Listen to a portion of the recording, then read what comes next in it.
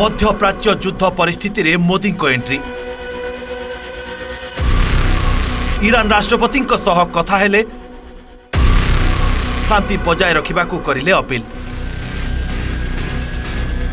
जळुची मध्यप्राच्य। Iran Israel युद्ध दिनकू दिन अति भीषण रूप नेउछि।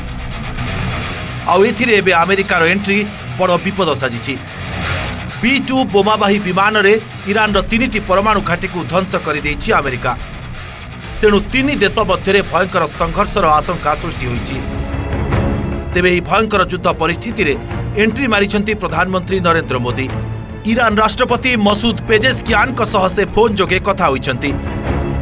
युद्ध स्थिति को नहीं गभीर चिंता व्यक्त करने सह उत्तेजना ह्रास पाई ईरान राष्ट्रपति को से करिछंती अपील। प्रधानमंत्री मोदी एने एक्स रे सूचना देइछंती। से लिखिछंती, ईरान राष्ट्रपति सह मोर कथबार्ता होइछि।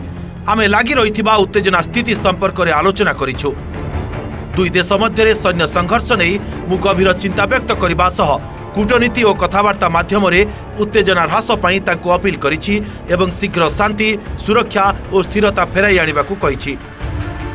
रविवार अमेरिका बंकर बस्टर बोमा सह B-2 स्टेल्थ बम्बर द्वारा ईरान रो 3टी परमाणु घाटी उपरे बोमा माड़ करिथिला। ईरान रो परमाणु क्षमता पंगु करबा लक्ष्य रे होइथिला एही आक्रमण। एनै सूचना देबा सह अमेरिका राष्ट्रपति डोनाल्ड ट्रम्प कहिथिले, एबे शांतिर समय आसीछि।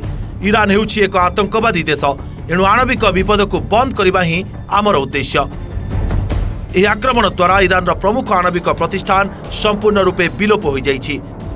आगो को ईरान आक्रमण पई भाबिले भयंकर स्थिति हेबो बोली चेताई दैछन्ती ट्रम्प। Bureau report OTV।